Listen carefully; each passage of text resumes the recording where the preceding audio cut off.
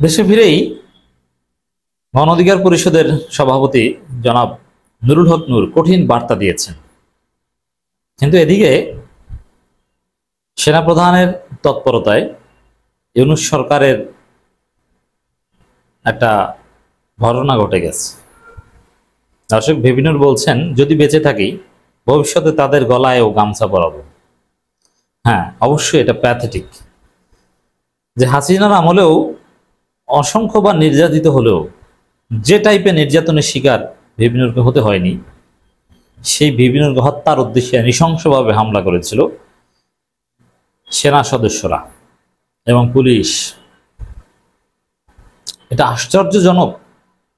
ভিবিনুরকে কেন হত্যা করবে? কারা? কি জন্যে? আমরা কিন্তু এখনো কুল কিনারা পাচ্ছি না।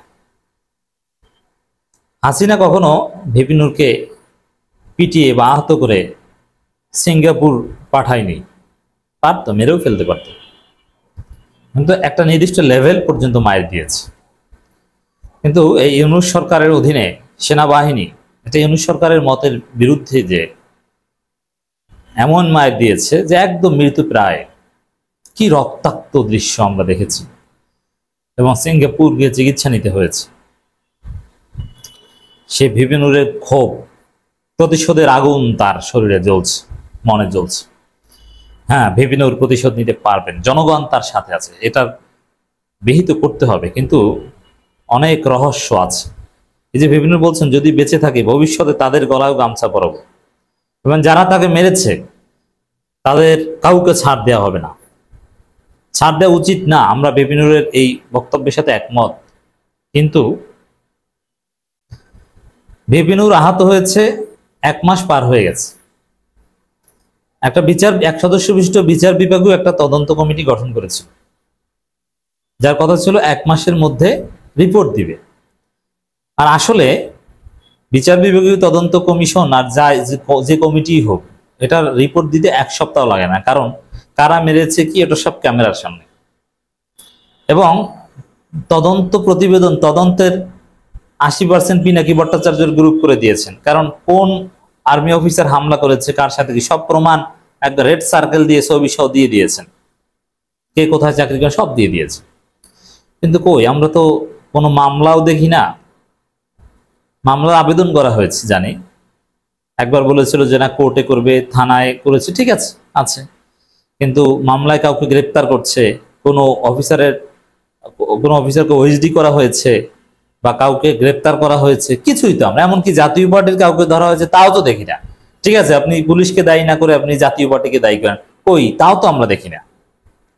এত বড় একটা ঘটনা, ভিবিনুরকে এক প্রকার হত্যার, অ্যাটেম্পট টু মার্ডার,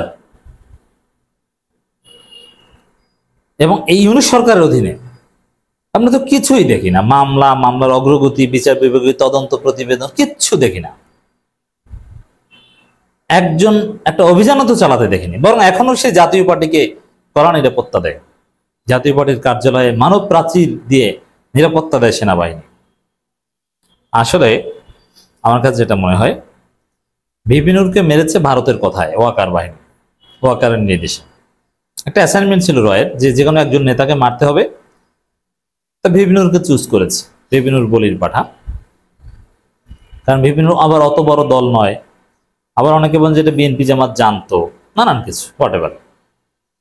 আমার মনে হয় যে ওয়াকারুজ্জামান, তার যে পাওয়ার, এই সরকারে তার মারাত্মক পাওয়ার, সেই তৎপরতা কাজে লাগিয়ে তিনি এই বিচার বিভাগীয় তদন্ত কমিটি অথবা মামলা, কাউকে গ্রেপ্তার করা, যারা হামলা করেছে তাদেরকে আইনের আওতায় আনা। আসিফ নজরুল অনেক বড় বড় কথা বলেছেন, কই, কিছুই দেখি না। তাহলে ওয়াকার সব ঠেকিয়ে দিয়েছেন, তাহলে কে ঠেকালো? মানে সরকার ওয়াকারের কাছে নিরুপায়, ওয়াকারের তৎপরতায় ডক্টর ইউনূস সরকার ব্যর্থ, নিরুপায়। আমরা তো সেটাই দেখতে পাচ্ছি। তাহলে কেন এখন কিন্তু কোনো অগ্রগতি নেই? ভাই, একটা জাতীয় পার্টির 2-1 জনকে তো গ্রেপ্তার করতে পারতো, কই, তাও তো দেখি না। রহস্যজনক। কিন্তু ভিবিনুর কঠিন বার্তা দিয়েছেন। আমরা এই ভিবিনুরের বার্তার সাথে একমত, এটা দফা রফা করতেই হবে। গণ অধিকার পরিষদের সভাপতি নুরুল হক নূর বলেছেন, শেখ হাসিনার সময়ও এরকম বর্বরোচিত হামলার শিকার হয়নি আমি। দেখেন, অনেকে এই কথাটা নিয়ে আপত্তি করছেন যে শেখ হাসিনার সময়ের চাইতেও বর্বর হিসেবে দেখানো, এটা ঠিক হচ্ছে না, শেখ হাসিনাকে নর্মালাইজড করা হচ্ছে না। এটা ঠিক, যেটা সঠিক সেটা বলতে হবে। যে খারাপ কাজটা শেখ হাসিনার আমলের চাইতেও খারাপ, যেমন বিএনপির ছ্যাঁচড়ামি, চান্দাবাজি, এটা শেখ হাসিনা আমলের চাইতেও খারাপ, এটা বলতে হবে। এবং ভিপি নূরকে শেখ হাসিনা আমলে এভাবে কখনো মারা হয়নি, এটা সত্য। আপনি সত্য বলবেন, এটা হচ্ছে আমাদের রাজনীতি, এর বাইরে কোনো রাজনীতি নেই। আর শেখ হাসিনা আমলের চাইতে খারাপ বললে কি শেখ হাসিনা চলে যাবে? শেখ হাসিনা কোনো ভবিষ্যৎ নাই, আওয়ামী লীগের কোনো ভবিষ্যৎ নেই, আওয়ামী লীগ বাংলাদেশের রাজনীতি কখনোই আসতে পারবে না। বরং আওয়ামী লীগের ইস্যুটা ধরে জাতীয় ঐক্য সুদৃঢ় থাকবে। আওয়ামী লীগ একটু নাড়াচাড়া দিলে সবাই মিলে আওয়ামী লীগকে পেটাতে আবার ঐক্যবদ্ধ হবে। আওয়ামী লীগ সরকার একটি বিতর্কিত নির্বাচন করায় সাবেক নির্বাচন কমিশনের সিইসি গলায় জুতার মালা পরানো হয়েছে। সাবেক এক প্রধান বিচারপতি পালিয়ে গেছে দেশ থেকে।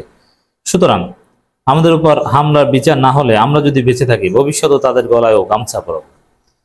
এই বার্তা দিয়েছেন কাকে? এই যে বিচার বিভাগের তদন্ত কমিটি এবং সরকার, বিচার বিভাগ, আইন আদালত, তারা যদি ওয়াকারের চাপে কিছু করতে না পারে, তাহলে এই বিচার বিভাগীয় লোকজন, আইন শৃঙ্খলা রক্ষাকারী বাহিনী এই সরকারের গলায় একদিন গামছা পরাবে। কারণ তারা কিচ্ছু করতে পারে না, তারা ধ্বজভঙ্গ, তারা ধৈঞ্চা। ওয়াকারই হচ্ছে একমাত্র পুরুষ, কারণ ওয়াকার চাপ দিয়ে এইসব ফাইল টেল সব আটকে দিয়েছে। এবং অনেক ক্ষেত্রে আমরা জানি যে ওয়াকারের চাপে ইউনূসের অনেক ফাইল আটকে গেছে, সাইন করে না, বলেছে স্যার এটা করবেন না, আপনি এভাবে রেখে দেন। ইউনূস নিজেও অনেকটা কিং কর্তব্য বিমূঢ়। দেশে ফিরে একথা বলেছেন ভিপি নূর।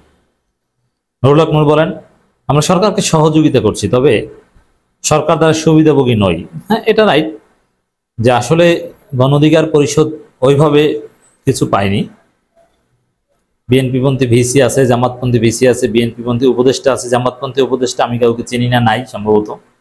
বিএনপি নিয়ে নিয়েছে সবকিছু, আর ওসি তো সব বিএনপিপন্থী। আর ওসি বিএনপিপন্থী বলে এরা চান্দাবাজি করতে পারছে। এসপি টেসপি ডিসি মিসি সব বিএনপিপন্থী। জামাত অল্প কিছু পেয়েছে, যদি এটা কোনো পন্থী হওয়া উচিত নয়, কিন্তু গণ অধিকার পরিষদ ওই ক্ষেত্রে কিছুই পায়নি, বরং তারা হারিয়েছে। গণ অধিকার পরিষদের পটেনশিয়াল নেতারা সব এনসিপিতে চলে গেছে। সেই জায়গায় আবার মাইরও খাবে, আবার বিচারও হবে না। অথচ জুলাইয়ের অন্যতম প্রথম সারির যোদ্ধা এই ভিপি নূর এবং ভিপি নূরের ছেলেরা, সেই ছেলেরা এখন অনেকে গণ অধিকার পরিষদ করে না, এনসিপি করে, কিন্তু জুলাই ওদের নেতৃত্বে আন্দোলন হয়েছে। তা ভিপি নূরের প্রতি আপনার কৃতজ্ঞতা দেখাতেই হবে। আমরা কোনো ভাগ বাটোয়ারার অংশীদারও নই। সুষ্ঠু নির্বাচনের পূর্বশর্ত হিসেবে আমার উপর হামলা ঘটনার তদন্ত জড়িতদের শাস্তিমূলক পদক্ষেপ নেয়ার দাবি জানাই। তিনি বলেন, আমরা সরকারকে সহযোগিতা করছি, সরকার দ্বারা সুবিধাভোগী নই। আমরা কোনো ভাগ বাটোয়ারার অংশীদার হইনি। এখন কিন্তু দেশ বিশৃঙ্খলা হচ্ছে, নির্বাচন নিয়ে বিভাজন দেখা দিচ্ছে, পাহাড়ে অস্থিতিশীল পরিস্থিতি। এখন যদি বহুল আকাঙ্ক্ষিত নির্বাচন যদি না হয়, দেশ আবার সংকট পড়ে। যাই হোক, নির্বাচন এগুলো আলোচনার বিষয় না। মনে হচ্ছে ভিপি নূরের উপর হামলার ঘটনা, এটার বিচারকে আটকে রাখছে ওয়াকার।